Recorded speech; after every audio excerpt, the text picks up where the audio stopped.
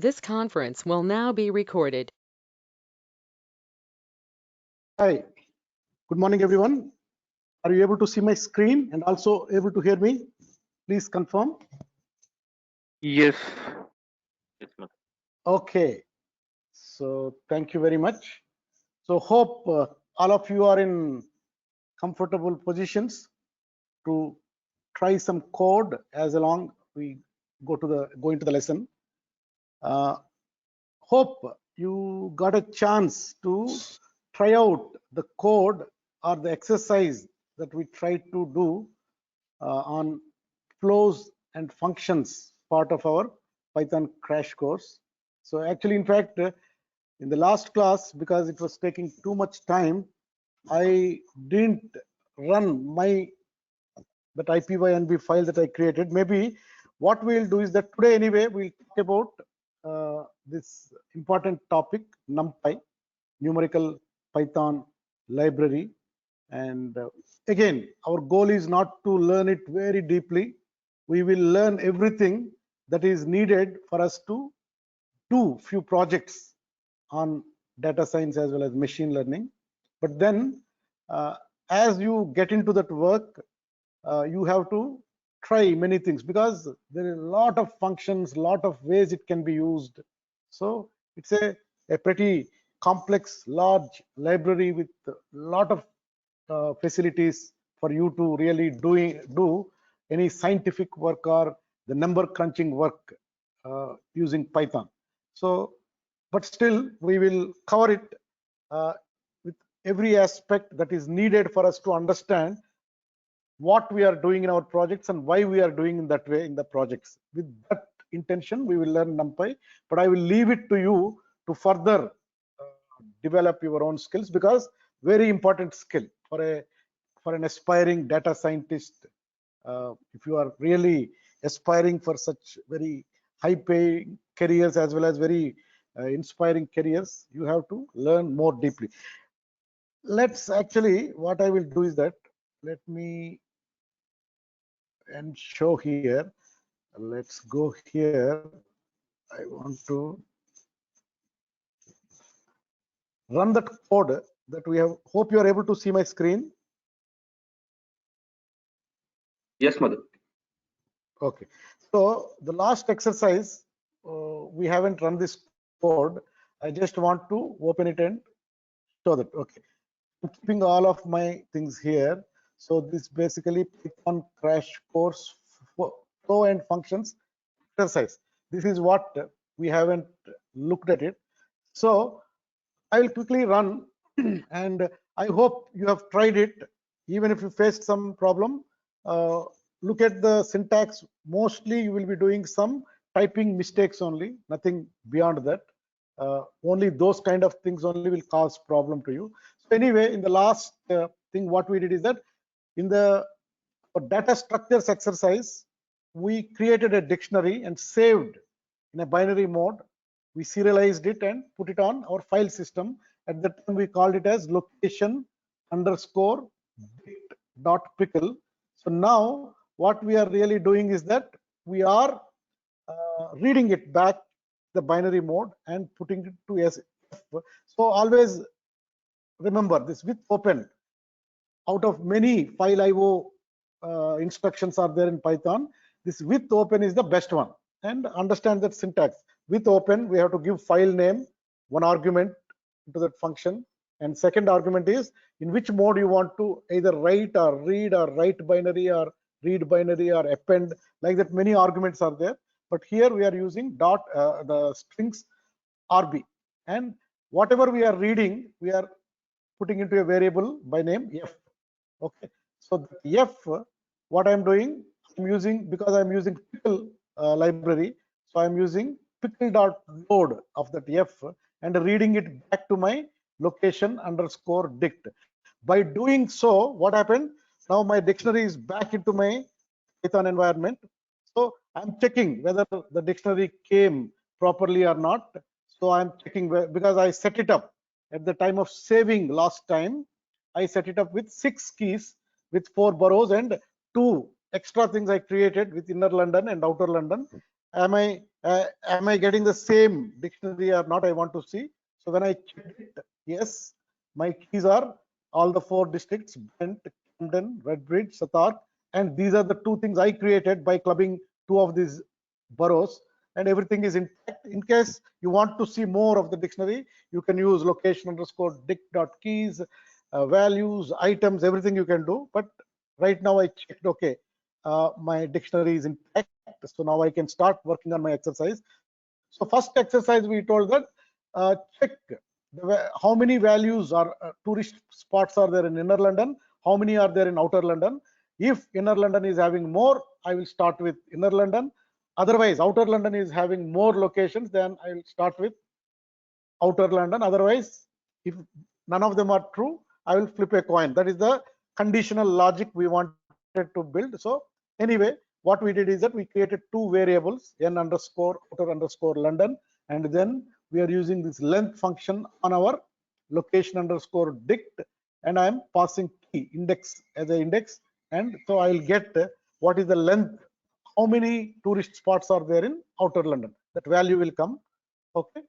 And similarly, I'm doing that. Then I'm putting a conditional logic here.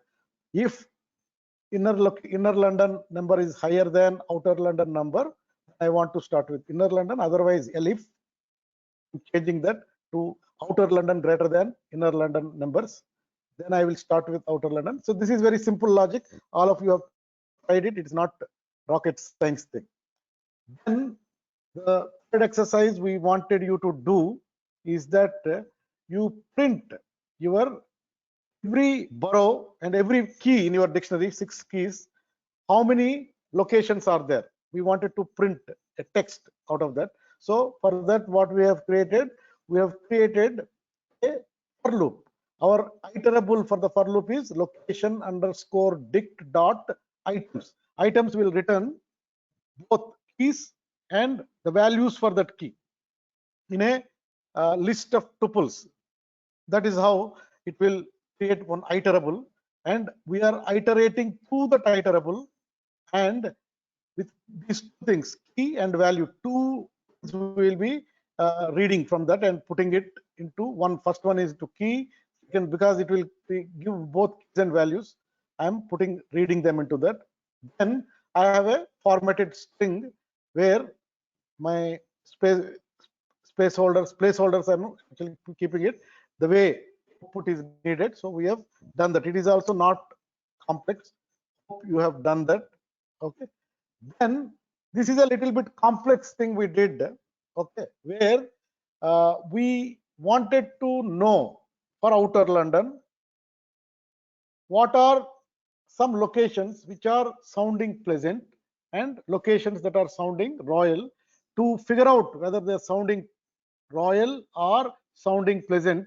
We wanted to check each location with these substrings. So pleasant sounding we have done with farm, park, hill, green. So we created a list to run through each location in our location_dict.outer London. And similarly for royal sounding 3 words we wanted to check. So basically what we are doing here is that again, this I think little bit more confusing. So alternatively, let us run this because we want to. Alternatively, actually what is really happening here, if you look at it, we are setting up a outer loop. I want to go through every location in the outer London, and each one of them in the first iteration, when I'm reading, I'm giving it a named variable name. Okay. Then what I'm doing is that for each name, I'm checking with my word, pleasant sounding word, whether it is there. I'm creating a table. Okay. Once I execute this, what happens is that it will get, let's say, it picks up, for example, first value Brent Park. Okay. Brent Park is put up here, and then it will run this where it will look the word in pleasant sounding. Pleasant sounding has park, hill, green, all that. So it will pick up one of them and checks Brent Park. So Brent Park, first value, it will check with hill. Then it is not there. So it will put a false there. Then it will go to green hill. Then again, it is not there. Then some green park. So Brent Park has park. So for two. Like that, all the 4 words will be set to your first Brent Park, and it will create a truth table for you with a true based on whatever is the outcome, whether it is false, true, true, true. But 4 checks are done. So 4 Boolean things will be put in your truth table present. Similarly, for royal sounding, if you check, 3 words are you are checking with everything. So it may create for Brent call F, F, F, all false. So now what we are really doing is that we are checking this truth table. If any is true, then sounds great. If any else if means if it is no nothing is true, then nothing is false, then or actually here anyway it will ignore because there is no else if for that. But here in the else if I am directly checking on my truth table royal. Royal, if it is not sounding pleasant, is it sounding royal? So tell me. Some things may not have both these words. No pleasant sounding word, no royal sounding word. Then they will be ignored. Okay. So for Outer London, there are more than 13 locations, but whereas it has wherever one of these things have been found, it has printed out this. Same thing. Actually, we wrote little bit more complex way here. Okay. So here we have done that by putting any requires an iterable, which true false kind of iterable that it will check, and based on the true this will be executed, otherwise it is checking again and doing it same thing. Okay, so then same thing we did using our list comprehensions. All this logic we have put it into simple one list definition using for loop, an output, and some conditional logic all in one single line, and we got the same thing. Then anyway, this is very simple length check we have done. Then same whatever we wanted to do, because we are writing again and again for every district, every inner London, outer London, pleasant sounding, royal sounding, too much of same code is being done. So if we want to really solve this problem for any generalized situation, we thought let us create a function. So then first we have defined a function, named it as filter underscore locations. Then 2 arguments we thought, let me pass location list.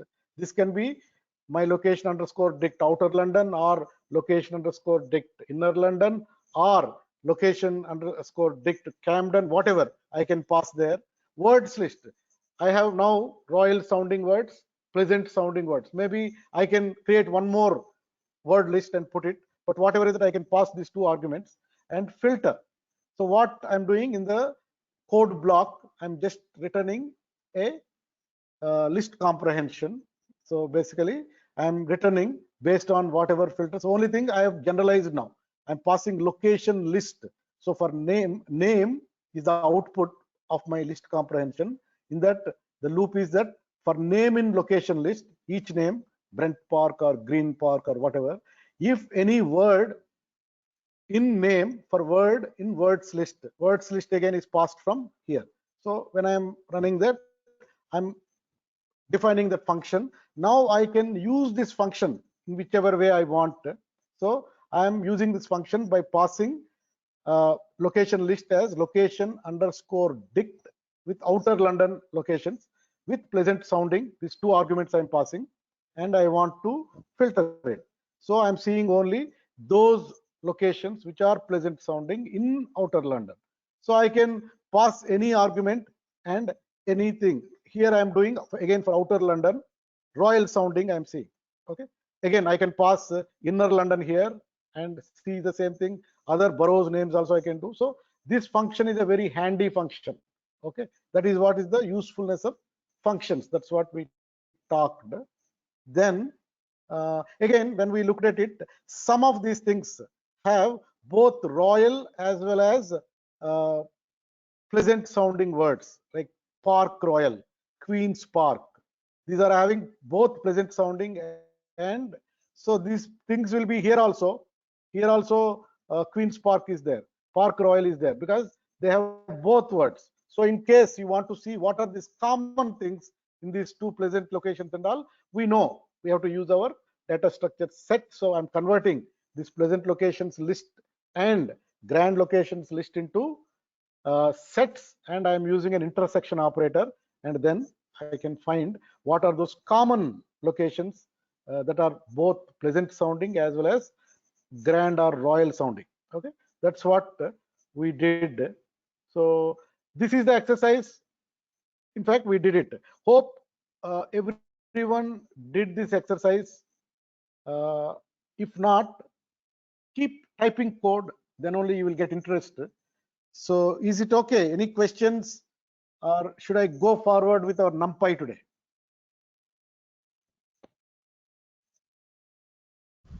Are you there? Yes, yes. Yes, Madhu, we can start. Okay. So with that exercise completed on our flow and functions, which is very important to build logic.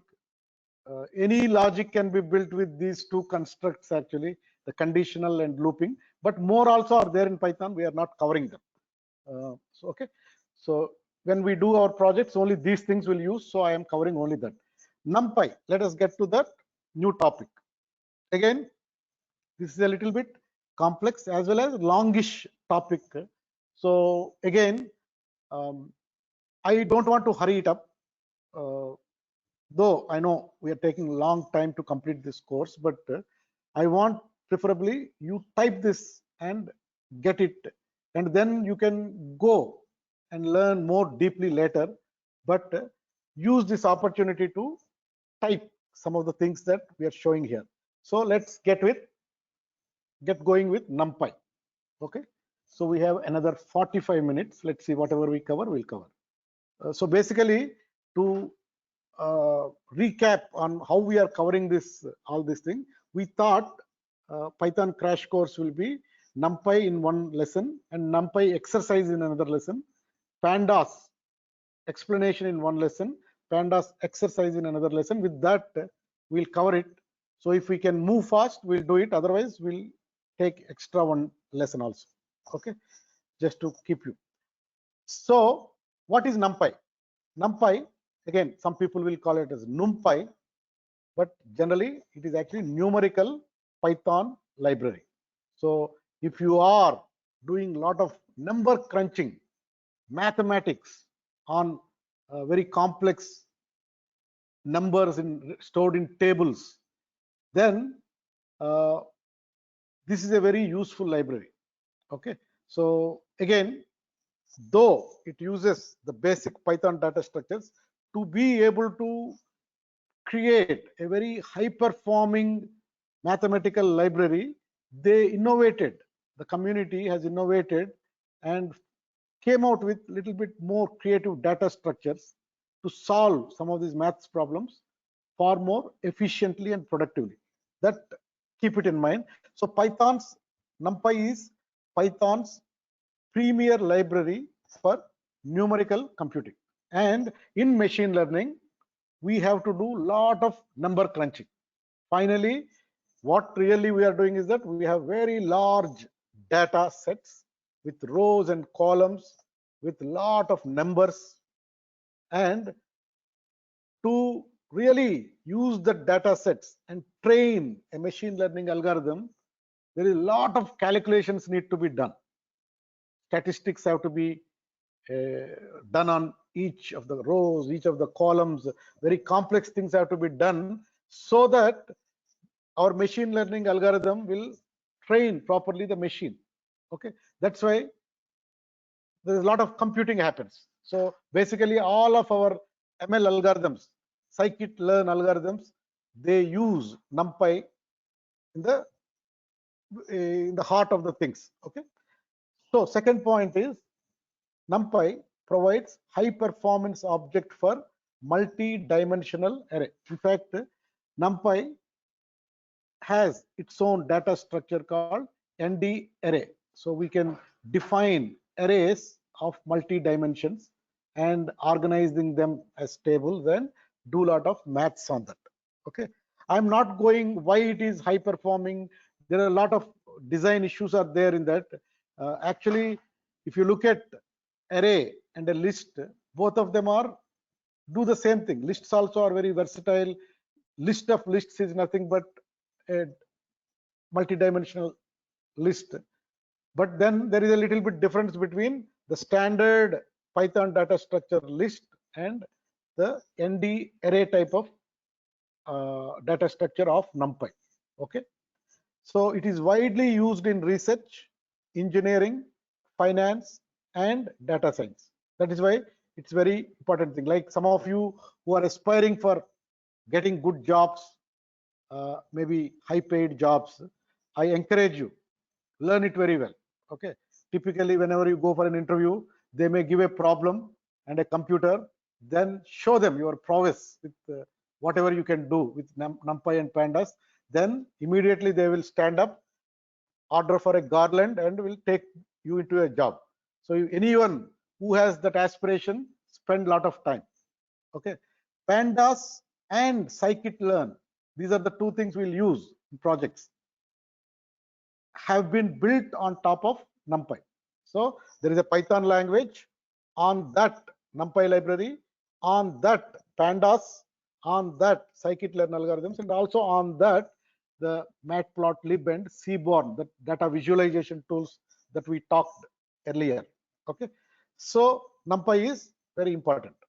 So what it really does, NumPy has a new data structure to define multi-dimensional arrays, and those multi-dimensional arrays have some features which are very useful for us. Actually, there are two things, most important things of NumPy, if at all we have to talk. Yes, they can give you a lot of capability to do maths, and maths happen element wise. We'll see what is that element wise little later. And another very important part of NumPy for data science and machine learning is NumPy has a lot of random functions. So in statistics, that taking some random samples and do some studies on that samples requires a lot of flexible tools. Those tools NumPy has. So NumPy has random tools and NumPy has mathematics capability. These are the two things we'll learn in this lesson. Okay, so let us get typing now. If at all you want to use NumPy, first you have to import that library, and typically we import NumPy and give it an alias name NP. That is very common name we give. So henceforth, whatever you do with NumPy functions, NumPy things you are doing, you have to have NP dot and then do things. Okay, so if you are any of you are typing the code, I encourage just type this on your Jupyter notebook. Just import NumPy as NP so that we can get going with our whatever experiments with NumPy arrays. Can I go ahead? Any of you typed this? Yes, yes. Okay, so you are Yes. all set with NP now, NumPy as NP. Okay, so now one difference between the Python basic data structure list and this NumPy's n-dimensional arrays is actually, first difference is NumPy arrays are homogeneous. Okay, meaning you cannot create an array with different types of objects. So if you create, they have to be all integer, or they have to be all floats, or they have to be all strings. They have to be belong to same type of object. You can create an array. So NumPy arrays are, and some of this efficiency we talked of doing maths very well, actually 10 times faster than lists. You can do some operations on NumPy arrays. So how it is coming? Because of this homogeneous. In a sense, it is a restriction, but to do specific maths work, they kept it as homogeneous. NumPy arrays are homogeneous, meaning they can hold only one type of object. Okay, we'll see. We'll type in and see. One of the main reasons NumPy is so popular for scientific computing is because it provides this new data structure that is optimized for calculations with arrays of data, basically numbers. Basically, generally, NumPy is more about numbers. Okay, in fact, in our tables there will be a lot of descriptions. Finally, when we give it to our scikit-learn algorithm, scikit-learn algorithm will work only if the tables have numbers, numerics. If you have yes, no, okay kind of descriptions, it will throw errors. So everything has to be finally converted into a number before we pass it on to a scikit-learn algorithm, and a scikit-learn algorithm uses NumPy to crunch those numbers. Okay, so keep that in mind. Then NumPy arrays, actually this is a new data structure they created in NumPy. They are NumPy arrays are tables of elements that all share the same data type, usually numeric. And when you type check after creating an array using np.array, then you will get the d type, the type of that object is numpy.nd array. Let us type this. First, create this one array using a function called np.array. Okay, maybe you can type it. So how it works, I'm naming an array underscore a. I'm using this np.array function. So it's a np's function, so np.array. So if you look at it, how I'm using this function in parentheses, I'm passing an argument to create an array. I have to always pass a list to create the array's elements. So that is why I'm put this list. Okay, 1 comma 2 comma 3 comma 4. Okay, I'm using np.array function. Okay, so please create it. And when you do the type check of your whatever name of the array, it will give this type is numpy.nd array. Okay, so but anyway, we will not create always NumPy arrays with this kind of function. There are many more intelligent ways you can do that. Okay, so did you do it? Yes. Okay, so let's move on. So as I told, let us do some things, other things we need to know. So we have created that array underscore a. So anytime there is an object in Python, okay, so object dot some name like d type is there. Okay, this is basically an attribute of the object. Okay, so d type, shape, these are attributes of an object. Like say there is an object and let's say reshape. This is not a attribute, it is a function that works on object. So here I have to pass some arguments. If I know how the function works, method works, I will pass on the right arguments and get it. So always keep that in mind. So whenever you see no parenthesis, meaning this actually is a attribute, it will show what is the attribute of that. If there is a parenthesis, meaning it is a method on that object. So here if you look at it, array underscore a d type is an attribute. Okay, if you want to see that attribute, just type it array underscore a dot d type, and you will get by default all integers are stored with int64, meaning it allocates whatever 8 into 8 bytes of memory space to store that one element of the data. Okay, that is the meaning of that. Okay, so in NumPy integers have the d type int64. Okay, and the NumPy array itself has a type numpy.nd array. The elements contained inside the array have type int64, but again the efficiency I talked about, if you at the time of creating it, okay, you think your numbers are small, then you can pass one more argument and actually set your D type to int32 or int8 or int16, so that memory usage will be much better. So you can look at the np.array and what all arguments are there. You can create whatever kind of array you want to create with a D type also. So far clear? Madhu, I got Madhu, D32, int yeah. 32. One at a time, please. Yeah, one at a time. Yeah, please go on again, repeat it. Oh, I got int 32 for the 0, 1, 2, 3. Okay. So again, that is possible in this is the thing I did it on my Mac sometime back.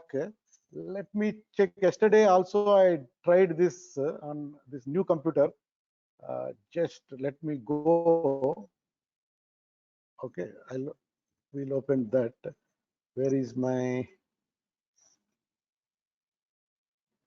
file? Open. Where is my data structures? NumPy.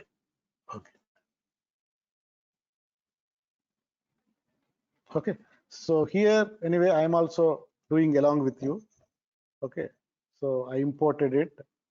Then I am creating whatever you have done it. I have also done, and I am doing print array A and anyway int32. Yeah. On this computer, my Microsoft this Windows computer I'm writing right now, it gave int32. So it's okay, not a problem. Okay, Madhu. So here, based on that numbers, by default only it allocated 4 bytes of information. There it has allocated 8 bytes of information. But you can alter this. You can start with 8 to 16 to 32 to 64. You can change at the time of defining this by passing another argument there. Okay, exactly. We have to see what is that argument. I think D type or size or something will be there. You have to just put a string int 32, int 8 like that. Okay, fine. Let me go back to my PowerPoint again. Okay. Can I move forward? Actually, 2 people were asking questions at that time. I didn't hear the second one. Yeah, it was also same. Madhu, same question. Thing. Okay, fine. So it's all. So next time onwards, whenever you're asking questions, please also tell your name so that I can address you with your name. That personalization will be always useful. Okay, so let's move on. All of their elements must have the same data type. Okay. Let's say we give mixed data types and create one array. Okay, what will happen? Let us look at it. So if I do array underscore b, I'm new array, I'm starting now, creating it using np.array. I've given a string for int5 and int6. These are the 3 elements I am passing as a list to my np.array function. Okay. So what did it do? Actually, yeah. Go on. Who is that? Can you repeat on int 32 and 64? Amir. Amir. Okay. So Amir, actually, on your computer, actually, this whatever I recorded earlier, this PowerPoint, I ran all of this on my Mac computer. Okay. It uses a different way of Python version, and if you are using a Microsoft system, it may be showing as int32, because I demonstrated that on my Microsoft computer. To me also it shows int32, but when I did it on earlier this course material, I was using a Mac. That's it. Don't need to worry. You mean to say it is Go on, please. machine or Yes. like that?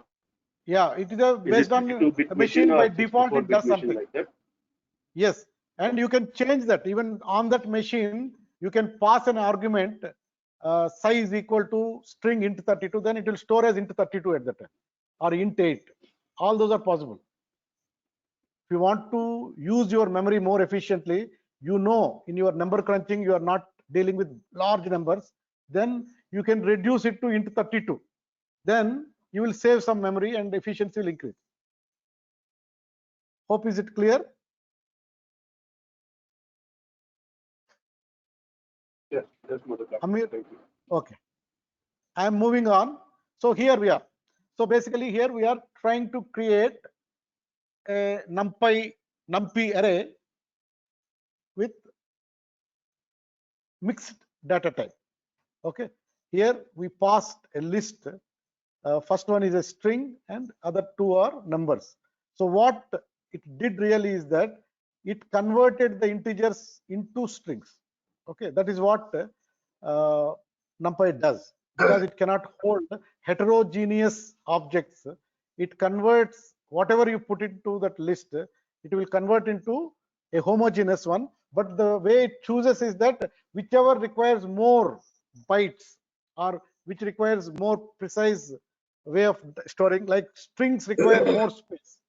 So it will take string as the default and converts everything. Let's say here, instead of that, we do 4.55, then it will convert everything into float. It will not store two types of objects in one single array. It will make it homogeneous. Clear so far? But this 4 Yeah, is a string, right? what is it? 4 is a Okay, so string. Yes, so it will convert everything in string. First one, string. That according is to why first one, here, it will change. yeah, it Okay, has put in strings now. okay, thanks. Okay, even if you do say np dot array, let's say you have done 4.5, 4.532. Okay, then what it will do? It will do 4.5, 3.0, 2.0. It converts everything into floats, because floats require more memory space.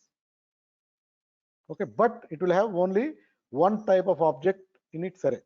That is the way NumPy arrays work. So far so good. Shall we move on? Madhu, Joseph here.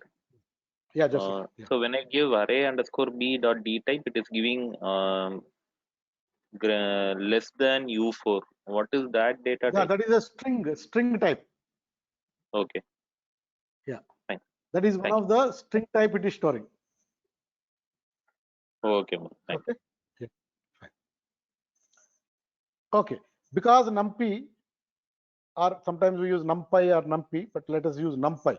Because NumPy doesn't support mixed types, it converted all of the elements in the array underscore b into strings. Okay, so just to demonstrate that it holds only homogeneous type of objects, it doesn't allow heterogeneous object. Even if you try to create one, it will save all of them into a homogeneous object which requires more memory space. It converts everything. That is what we demonstrated. Okay, now let us look at another attribute.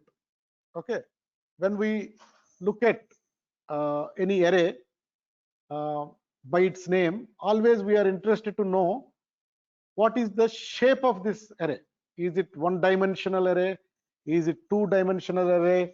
Or is it multi-dimensional array? So to check that, we have a very useful attribute of any ND array, that is array dot shape. Okay, so we created array underscore a, array underscore b with one integers, one another strings now. Okay, both have one dimension. We have only passed one list, not list of lists we have not passed, only one list we have passed. So they have only one axis, single dimension array. So you can think an axis as direction in the coordinate plane. So when you are doing this, the direction is x-axis. When you have a second dimension, that will be on the y-axis. You have a third dimension, then it will be on the z-axis. Maybe some more, I don't know. Means beyond 3 dimensions, even I cannot draw how it appears. But from a maths point of view, you can create any number of dimensions and do some maths. That is what is the power of NumPy, which is required in machine learning kind of work. So you can think of an axis as direction in the coordinate plane. Of course, in data science, each axis can represent different aspects of the data. So basically, if you simply pandas way you look at it, nothing but our data sets have some rows of information and lot of columns. This is how our information will be there. Okay, typically two-dimensional.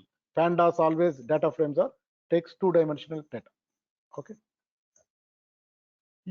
We can use the dot shape attribute to see the axis for NumPy array. Okay. So here we created array underscore a. I'm using dot shape. There is no parenthesis after shape, so it is an attribute. Okay. So array underscore b dot shape. When I checked for this dot shape, it is actually returning me a tuple. This is in parenthesis. It's basically a tuple. How many elements are there in this tuple? This tuple has only one element. Okay, so the number of elements in the tuple actually indicate the number of dimensions. So one is there, so it's basically a one-dimensional array. If you create a two-dimensional array and check for the shape, it will have within this parenthesis two values, two elements. So if you have 3 dimensions, 3 values will be there. If you have 10 element tuple will be returned to you. Clear? So shape, first thing it will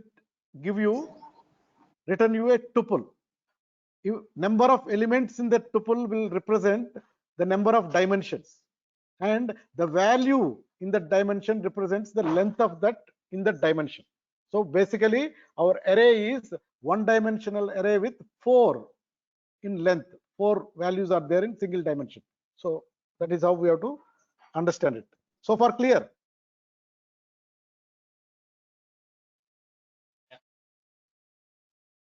Yes. Okay.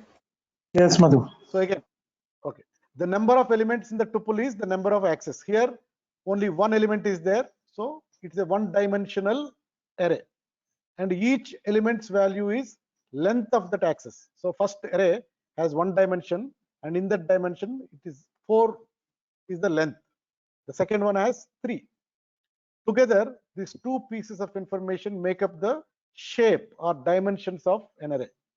So basically, to understand the first array underscore a is a 4 into 1 array. It has one axis of length 4. Similarly, our array underscore b is a 3 by 1 array. It has one axis of length 3. They are both considered one-dimensional arrays. We can create multi-dimensional arrays. Okay, and see that we will do that also. Okay. First, let us. So once we have understood this, again, arrays and lists in a way they're sequenced homogeneous objects basically here also. Okay, but in multiple dimensions. So in a single dimensional thing, our indexing operates the same way. Okay, it uses 0 indexing. So if your array underscore 0 will do the first element, that is 0. Then array underscore a minus 1, that is the last element, that is our 3. You can also slice using our start index colon end index. We talked already about this. So whenever you give inclusive of this number, say 3.5 I do, starts at 3, but it will give up to 4 only. 5 is not inclusive. That's what we told. Same thing operates here. So here when you are slicing it, array underscore a 2 colon 4 means start with 2. So 0 1 2. 2 is my second element. So 2 3. Third one is 3. 4 means it will take for 3. So 2 and 3 are my sliced elements. So you can do this. So basically, whenever you have a lot of big tables along both axes, rows and column axis, you can do this indexing, slicing, dicing, and see whatever information you want to see, you can see. Okay, when you create a little bit two-dimensional array, we'll see how indexing happens in two-dimensional arrays, or that same logic can be applied to any dimensions actually. Clear? Shall I go forward? Yes, Madhu. Yes. So another important thing we need to talk, which comes again and again when we do projects, is something called NaN. Okay, whenever you read a big data set into Pandas data frame, then you look at the columns and rows. Lot of places this will be there. NaN. What is the NaN? NaN is actually not a number. That is a Python object. Okay, Python created one object called NaN. What it really does is that when I'm reading a table information from a raw data set, again, lot of data sets will have a lot of blank information. So some information people don't know, they leave it blank. Okay, so Python or NumPy, what it does, when it reads such things through Pandas kind of library, because blanks are not allowed by NumPy. So it, wherever it sees blanks, it converts them into a object called NaN.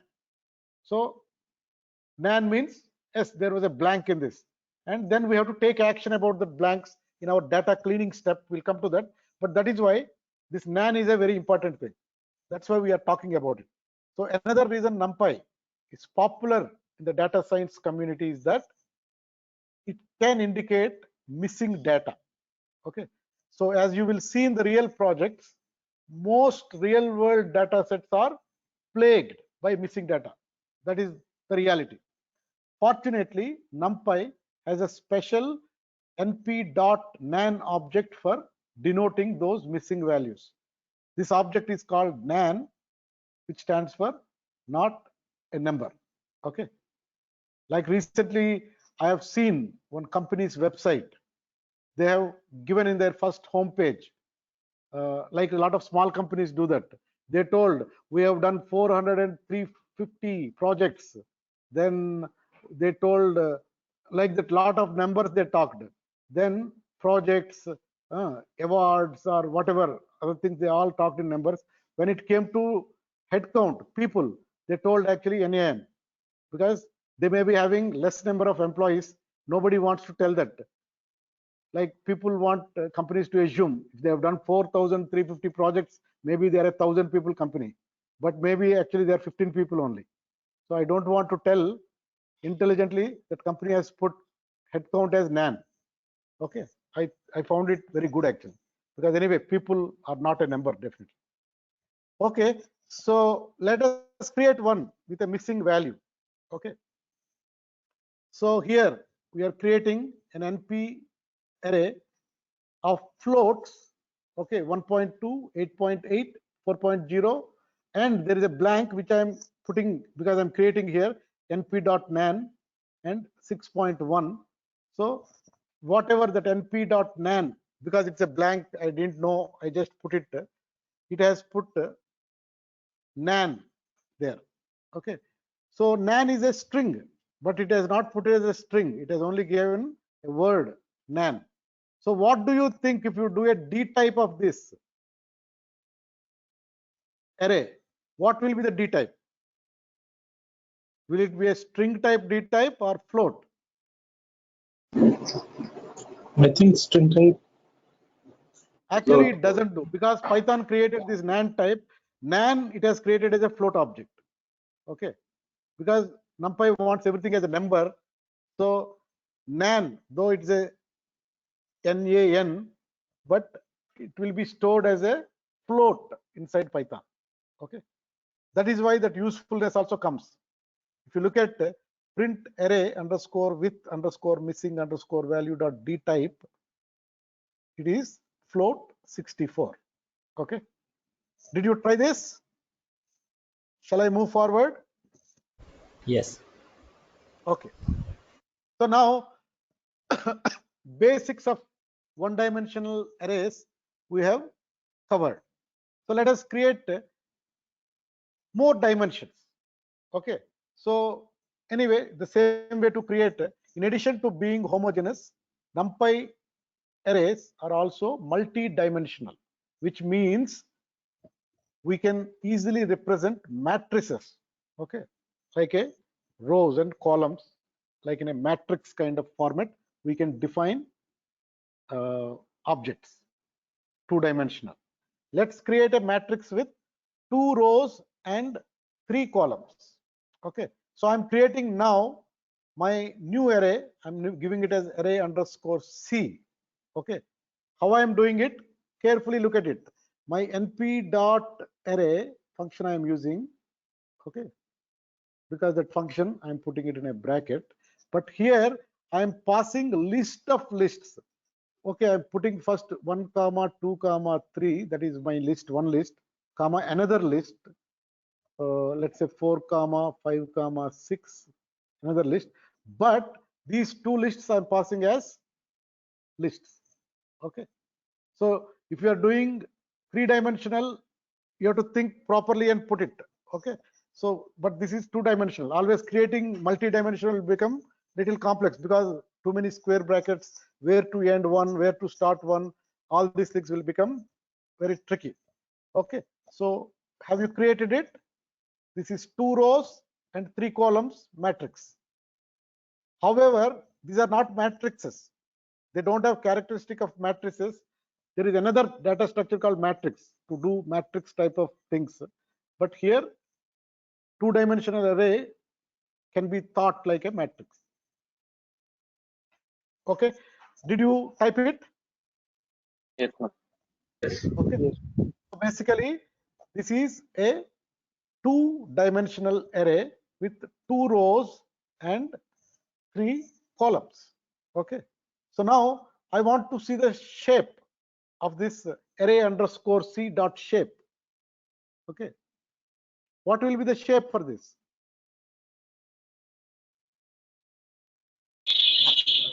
Three, It will be 3,3. giving a tuple. It will be giving a tuple with 2 elements, and each element will represent length of that dimension that way. So basically, it will give 2 rows, comma 3 columns. Okay, this is my shape. So because there are 2 elements, 1 and 2 elements, it's a two-dimensional array. Along the row axis, it has a length of 2. Along the column axis, it has length of 3. So 3 columns and 2 rows. Okay, so the NumPy array above is 2 by 3. It's created from a nested list. It's created from a list of 2 lists, the 2 rows. Each of the inner list has 3 elements, that is the 3 columns. Now, if we display dot shape, we will see that the shape of the tuple is 2 comma 3. Okay, so print array underscore C dot shape 2 comma 3. 2 elements means it's a two-dimensional array with 2 rows and 3 columns. Okay, clear? If you create 3-dimensional, you will get 3 values. So axis 1, whatever length is 2, axis 2, 3, axis 3 is whatever number you give. Okay, that is the idea. So now let us look at a function on arrays that you can do, that is dot reshape. You created a multi-dimensional array in a particular 2 by 3, 2 rows and 3 columns, but you suddenly found that, hey, let me actually make it to 3 by 2, not 2 rows and 3 columns, but let me put it as 3 rows and 2 columns. So at that time, we can use this dot reshape function and give your argument there, whatever 3 comma 2. Okay, so here that array C, which we have done as 2 rows and 3 columns, I am converting it as 3 rows and 2 columns. Okay, so first the thing was like this: 1 2 3 4 5 6. So what did this reshape do is actually it snapped here 1 2, then 3 4 and 5 6. That way it has put. Keep that in mind. It is not in a way transposing. Transpose of a matrix is actually put rows as columns. Okay, like if you transpose this 1, 2, 3, 4, 5, 6, actually you will get 1, 2, 3, 4, 5, 6. This is also 3 rows into 2 columns, but it is elements are organized differently than a reshaped matrix. Clear? Can I move forward? Yes, yes. Okay. In fact, we can reshape any array into any shape as long as the total number of elements are same. Like our elements are here 6. As long as we are keeping that 6 can be achieved 3 by 2, 2 by 3, 1 into 6, 6 into 1, whatever way you can put it. As long as the total is actually 6, you can reshape by passing whatever the proper shape of what you are thinking in your mind. Okay, so we can even reshape an array underscore c into 1 into 6. So I will give array underscore c dot reshape 1 comma 6. Okay, then it will be this kind of array. Okay, reshaped. But what do you think will be the shape of this? If I do shape, how many elements will be there of array underscore c after my reshape? What do you think will happen? Understood my question? Now I did the reshape. If I do on this dot shape, what will be returned? 6. It's one dimensional array. No, actually that doesn't happen. It will still retain its two-dimensional nature. Okay, so let us do that.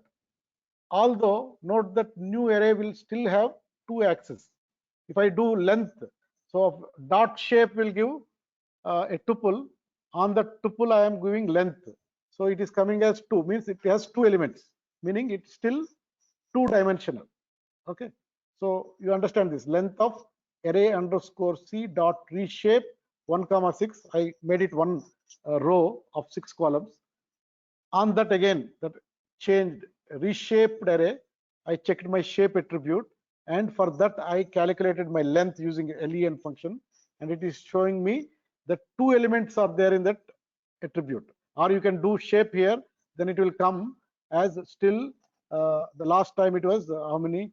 Let's say if it is 2 rows and 3 columns, it will give like this. Okay, shape. Length of shape is 2 elements, 1, 2. Clear? So dot reshape will not alter the whatever shape of the original array using which you defined. If you want to really reduce that back to a single dimension really, then there are 2 ways you have to do that. If you want to reshape it to 1 by 6 and reduce the number of axes, then you actually need to reshape it to 6 comma. You have to pass this tuple with only one element. So dot reshape, dot reshape and pass 6. That's it. Don't give the second element. So you're telling it very clearly, whatever my 3 by 2, I'm doing it to 6. That is how we can reduce. Now you take a shape of this, then it will, or length of the shape, then it will give 1. Okay, that is one way. Or there is a useful function whenever you are reducing that from higher dimension to lower dimension, there is something called dot flatten. Okay, so both will produce the same thing by also altering the dimensions. Okay, so here if you look at what I'm doing, print array underscore c dot reshape, I did not pass 1 comma 6, I passed only 6 comma. Okay, or I have used dot flatten. Both of them have done. Now if I do a shape or length of that shape, it will have 1. Okay, so I'm doing it here both ways. Okay, either 6 comma I'm sharing, then also it is 1. So it not only reshaped it, it also reduced the dimensionality of your array. So far clear? Yes. Yes. Okay, Yeah. fine. Okay, so keep these things in mind. Then let us look at this. We did only reshape. We can also do transpose. My array underscore a dot transpose. Then whatever matrix transpose we are thinking, that will happen. So transposing will help or will flip the rows and columns of an array, not just the shape. Reshaping will simply change the shape but keep the same order of elements. That's what we have seen. Let us do a transpose of my whatever we created, 1 2 3, 1 row, 4 5 6. So 2 rows, 3 columns we created like this, 1 2 3 4 5 6. So when we transposed, what happened? It has put a row into a column. So it has made into again 3 rows into 2 columns, but transposed the elements, not reshaped the elements. This is our original array. Okay, this is our transposed to 3 by 2. This is our reshaped to 3 by 2. So here the difference is there, elements. So in the reshape, just it has snapped at the second element, and the third element it has put into the second row. Like that it has to do 1 2 3 4 5 6. Okay, clear? Yes. Shall I move? Okay. Yes. Now we can do on this multi-dimensional arrays also indexing and slicing. Okay, so all those are possible. Okay, so like NumPy arrays with one axis, multi-dimensional arrays can be indexed and sliced. Okay, again they get tricky. Actually, you have to practice a lot, otherwise there will be a lot of confusion. You simply have to pass in an index or slice for each axis of the array. Let's look at an example with 3 by 3 array. Here I am creating a 3 by 3 array, not by passing my lists, which is getting complex now. So what I am doing here is that I'm passing a range function to my np.array function. So I'm passing range 1 comma 10. So range 1 comma 10, what it will do? It will start with 1 and end with 9. Okay, it will create a list in a horizontal way, 1 2 3 4 5 6 7 8 9. Okay, it will do that list. On that list, what I'm doing, reshape it by 3 by 3. So it will convert into a 3 by 3 table. So 1 2 3 4 5 6 7 8 9. It will create such a table matrix. Okay, so instead of typing all these numbers, we can even do, there are many such np dot random dot. If you look at, there are so many functions, so much of flexibility to create any kind of numbers through this NumPy functionality. We'll come to that later. Okay, so let's move on. Here what we are doing, I'm creating my array underscore d with this np dot array. Instead of giving a list of lists as my argument to array function, I'm giving a range method I'm using with a particular start and end, and I'm whatever list is created, I'm reshaping it to whatever I want. Anything you can do as long as there are 9 elements. Okay, you can do, but 9 is actually 3 by 3 only, it will happen. Okay, okay, so we can index by rows or columns. The index to the first axis will always select the row. So it is basically, index will work like this: row, column. Okay, so again 0 indexing. If I want to do the first row, I have to ask for my row 0. First column means 0th column. Second column is first column, like that. 0 indexing still will work. So basically row, it's like index operator. Okay, row, column. Again, within the row you can slice, because there are in the row, first row there are 3 elements. I want to slice it. Then again I can use my start index, colon, end index, comma. For column also I can do my start index, colon, end index. Hope you are getting it. My writing is not that good. Okay. Okay. So you're okay with this? Madhu. Shall I move forward? Yes. Okay. So let us do a little bit of indexing. I want you to practice a lot afterwards. So if you look at the first one here, for my array underscore D, I am accessing the first row. So row, I am starting with 0, comma, and I am empty on the column. I am not telling anything, okay, about column. So it will pick my first row here. Okay. If you look at the second one, array underscore D, within the index operator, row, I am giving 1 comma, meaning start index, and I'm not talking anything about the end index. So it has given the second row here, third column here. Okay, then first second column, because 1 is there, and I emptied my row details.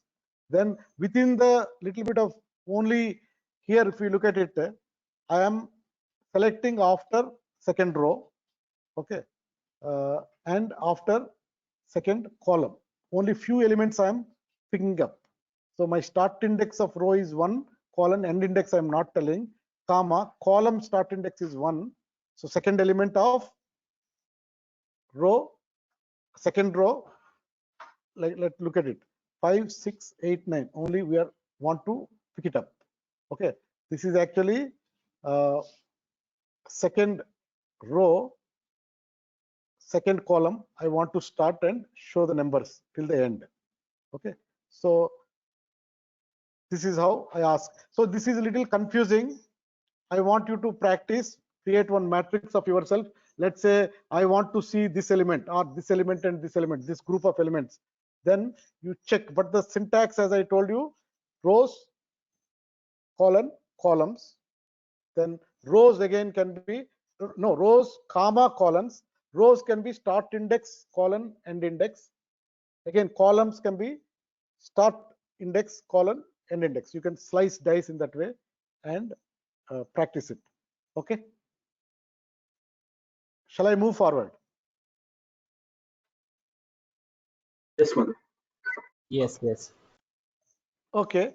So actually we will talk about this and maybe close afterwards. Again, we'll because I think we may not be able to cover the whole topic today. We are going a little slow only. So another very important thing about NumPy arrays is that we can do lot of maths, and that maths is element wise maths. That is the thing. Like to explain a little bit, let's say we have a list A. Okay, we did this 4, 5, 6, and list B. Okay, let's say 6, 5, 4. Now I want to add element wise both the lists and get some output like another list which is having 10, 10, 10. So how do I get it? If I do list A plus list B, what will happen? This plus will happen as a concatenating operation. So basically the resultant list will be not 10, 10, 10. The resultant list will be 4, 5, 6, 6, 5, 4. That is what happens in lists. If I want to really get this, I have to put a for loop for list for some A in list underscore A, then another for loop, let's say for B in list underscore B, then add A plus B and do that, then it will come. You append into a list, then it will come this. So we have to do so much of logic to get this output. That is a problem with lists. Whereas if they are not lists but they are arrays, okay, NumPy arrays, then you just give array A plus B will give this directly this output, and that is what we are calling it as NumPy's arrays will do element wise math, and that is why they are very useful tools to do maths. Clear? That is what only we will demonstrate here. Okay, so to demonstrate that here, what we are doing, I am creating two NumPy arrays, floats, okay, two-dimensional, one table with 1.0, 2.0 as row, another is 3.0, 4.0. Y is actually 2.0, 5.0 and 10.0, 3.0. Two tables. If you look at it, these are the two things we have done it. Are you anyone trying to type these things, or should I move forward? Typing. Okay, then take your time. So in case whenever you are printing this, they will come very close actually here. So if you want a spacing, because I put it in a PowerPoint, anything I can do, so I did it. But otherwise, what you have to do is that while printing X and printing Y, on the print X, what you want to do is that anyway, one argument is X, that is your array. The second argument can be a string slash reverse slash n, new line. Then it will create a space. Otherwise, it will be very close.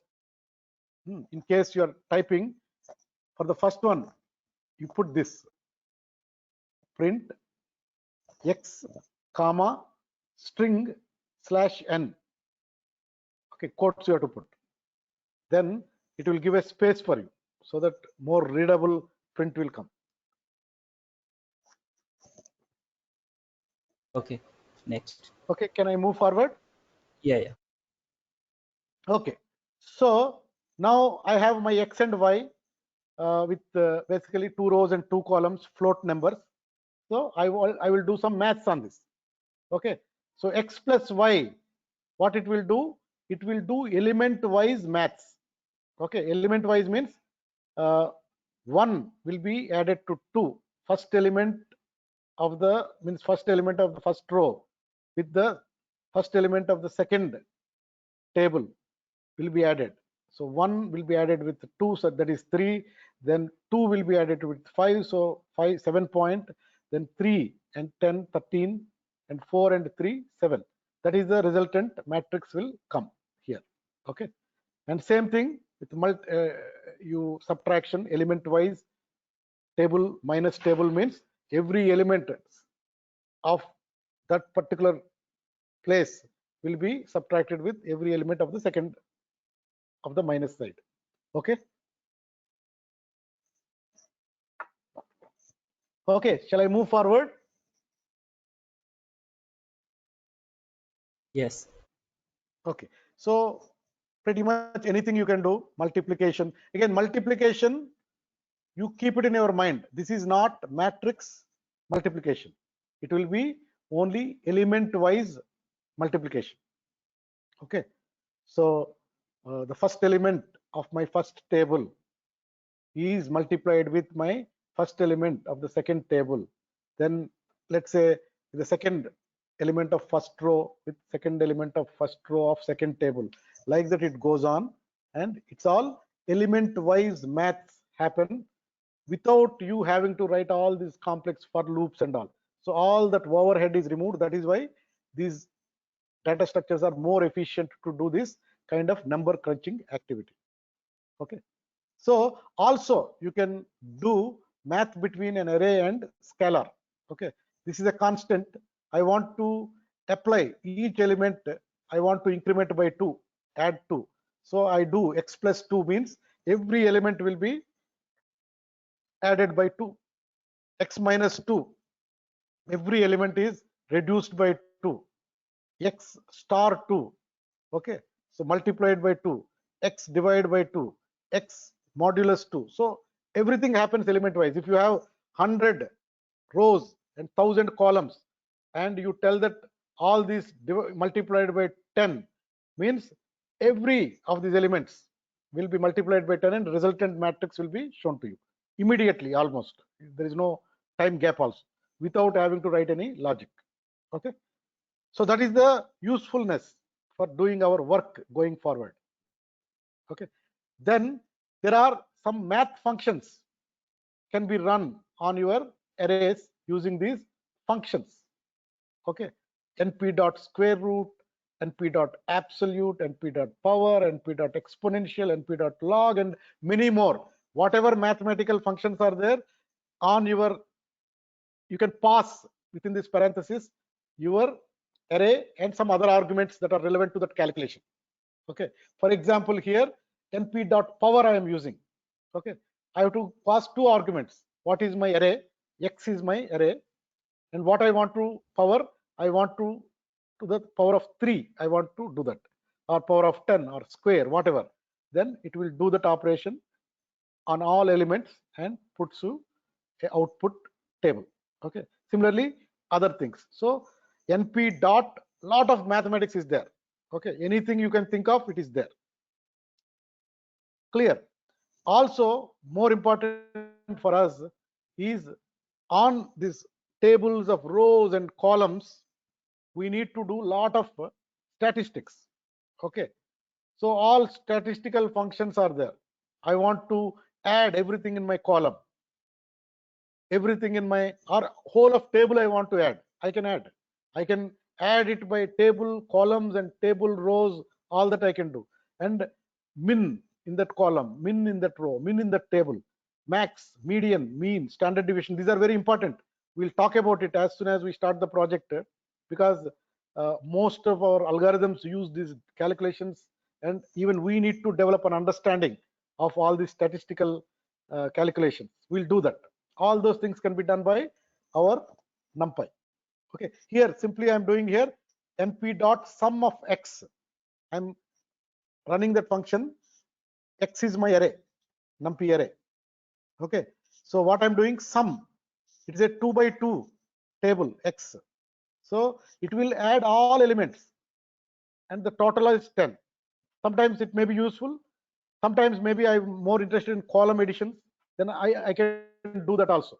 Okay, now what if we want to aggregate across columns or rows instead of across the entire array? I can pass another argument. We call that actually axis. So always remember, axis equal to 0 is column wise, axis equal to 1 is row wise. So when I'm doing np dot sum, I'm passing my array x comma axis equal to 0. I wanted column wise totals, so I have two columns, so it has given first column total, second column total. No, I want actually row wise totals. I have two rows again, so I passed my np dot sum, x is my array, in that you aggregate by rows, so I gave axis equal to 1. Okay, this again will be using this axis argument, is very much needed actually when we understand data, so keep that in mind. So here I'm getting first row addition sum, second row sum. So these are all good methods are there in NumPy, which makes life of a data scientist very, very easy. That's why this is a very good tool. Okay, maybe here we'll stop, and to next class, that is our Monday now, again Monday class, we will continue with random tools. These are again an important feature of NumPy, and then also we will do exercise. Okay, so you have any questions please let me know. Already we are 10:20. Sorry for taking more of your time. But any questions, please let me know.